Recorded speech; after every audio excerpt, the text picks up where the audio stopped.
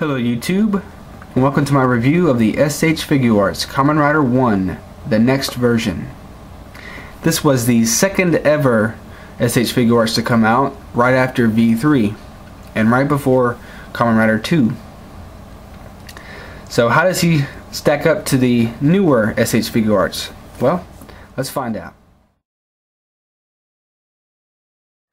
Okay, his head can go down a little bit, up a little bit, and of course it can do a 360, but as you may have seen just now, with the scarf on, he can't really turn his head to the side without kind of raising his chin up a little bit.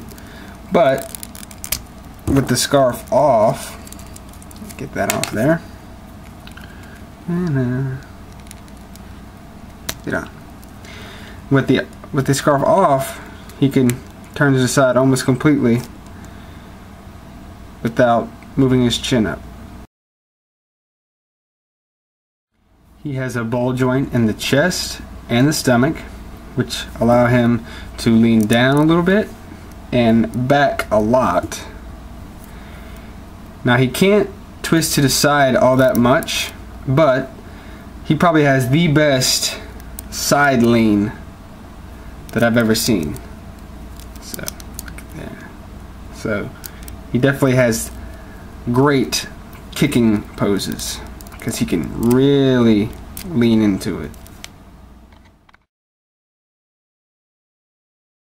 First off, let's start with the shoulder. He has a little pad that can move up.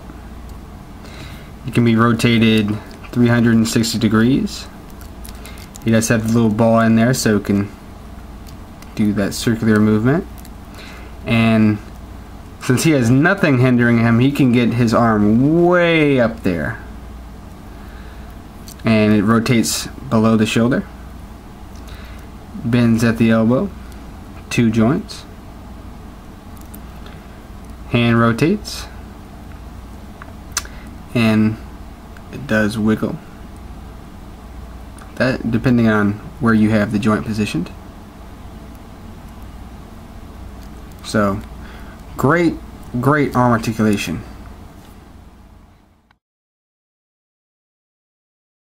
Okay, before I get into the leg articulation, I want to take the time to go over the little belt. It is not molded on, it is a loose piece with a little black leather trim kind of thing for his crotch pants area. But some people don't like this. I actually do kind of prefer it because the belt is never staying in place. It does kind of flop around in the show and in the movie, which this is from. So I don't mind that at all, actually. I actually kind of prefer that. Now, this being an early one, he does have the type 1 hips. So it is a ball joint on a hinge. So it can be pushed down, and he can get some really wide angle kicks. Almost a complete split. Okay, his knees can be bent full 180, so his foot can touch his ass. And again, this being an early one, he has the metal style feet, and they can be twisted that much to that side and the same amount to the other side.